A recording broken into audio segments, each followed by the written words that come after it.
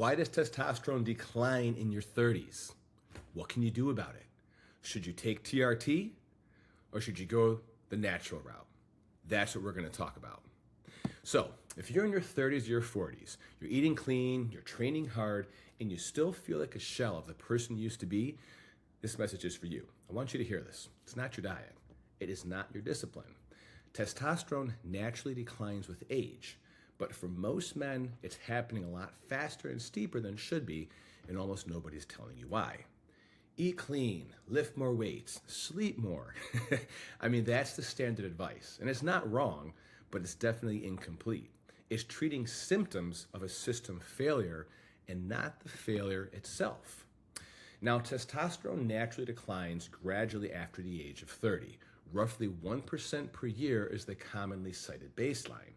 But a lot of men, in my experience, seem to be dropping a lot faster and steeper than that. That's the disconnect. You're not doing anything differently, but you feel worse. It's not normal aging. There's something else happening underneath. But what is it? One thing I want you to think about is all of the contaminants in our food. How many of you guys drink out of a plastic water bottle, right? I got one right here. How many of you guys go to Starbucks or a coffee place, drink out of a cup, right? So I can tell you that when hot liquids are in plastic or if they sit into the sun, that they can leach chemicals. These chemicals are naturally hormone disrupting. Okay, there's pesticides on our food, in our food. There's a multitude of things in our environment that are contaminating our systems, and we don't even know about it. We're starting to learn a lot more about it, and you hear a lot more about it in mainstream, but it's everyday things, even the shirts and the clothes that we wear. People who wear the polyesters and some pretty popular clothing lines, there's plastics in the clothing. So how do we get away from this? You know, the short answer is we can't. But what can we do to prevent some of these things moving forward and getting worse? So when it comes to your testosterone lowering or steeping, declining at a faster rate, generally it's going to be a handful of things. So one of them is going to be chronic cortisol elevation. Cortisol is your stress hormone, and it's staying elevated when it shouldn't be. It's competing for the same raw materials and signaling pathways that your body needs to produce testosterone. That's a problem.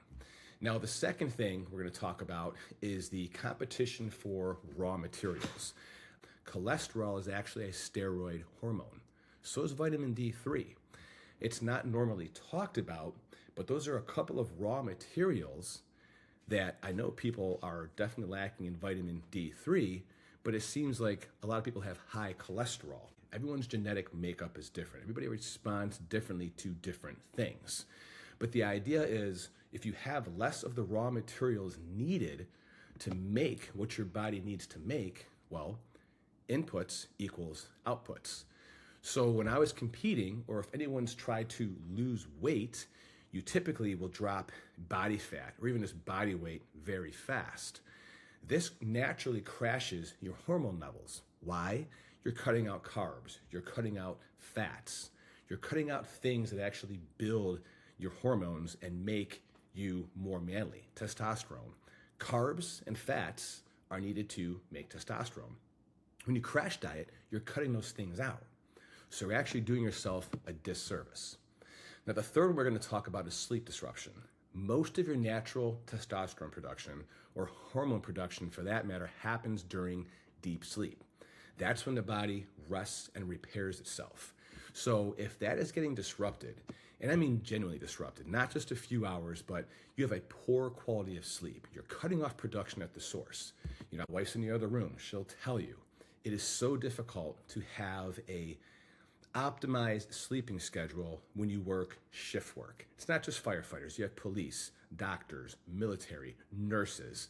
Think about a CEO running a company or someone who's under a lot of stress. Maybe they're a single parent. All these things culminate to stressors which can disrupt your sleep. If you have something on your mind and it's keeping you awake at night, what are you doing? You're disrupting your sleep. So before, people would look at these symptoms and say, you know what, this is all disconnected. You know, they don't work in tandem, but they do. So that's why diet and exercise alone are not going to fix this. They're necessary, but they're not sufficient. You can do everything right on the surface, the training, the eating, the discipline, and still be fighting an uphill battle if these systems underneath, meaning your adrenals, your sleep architecture, your raw material availability, are compromised. So, what actually addresses the root cause?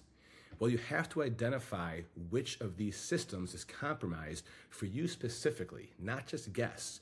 You can assume it's all three, you can assume it's one, but until you know exactly what it is and what the specific driver is, you're just going to be taking generic advice and throwing it at the wall, hoping something sticks. One of the things I see a lot of guys do is they go out to a clinic or they go to a doctor and say, hey, doc, I think I got low T. Well, why do you have low T, Mr. So-and-so? Well, I'm not sleeping well. I'm under a lot of stress. I have brain fog. I can't think clearly. You've heard the symptoms. And sometimes maybe these guys do have low testosterone. But rather than jumping to the conclusion that you need to take exogenous hormones or testosterone through a shot once or twice a week, maybe you should look at all the underlying things that you're doing in your everyday life and see if you can't identify where the disconnect is there. When you get those things under control, it's going to make a world of difference. Now, if you tried all those things, then by all means, go and get your levels checked, talk to a doctor about TRT, hormone optimization therapy, and see what it does for you. But the only way you can find out what's truly going on is to test and not guess. And that's where my free assessment that I have for you will support you. Click the link down below. It takes just about a minute to go through and answer the questions, but it's going to give you real-time feedback and let you know what's being affected. Is it your gut? Or is it your adrenals? Or is it your hormone levels? If any one of these three things are off, it can completely throw you off your game and make it so you're fighting an uphill battle forever. Your stomach is a whole environment in its own. It's its own microbiome.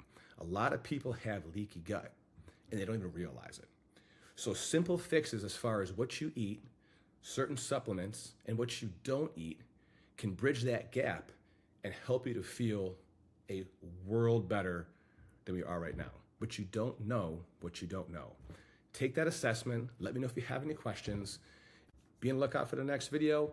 We're going to go even deeper into this subject, talk about more what could be holding you back and all of the power that we can give to you so you can fix what's broken, so you can thrive, not survive. Thank you so much for watching, and until the next video, we'll see you then. Take care.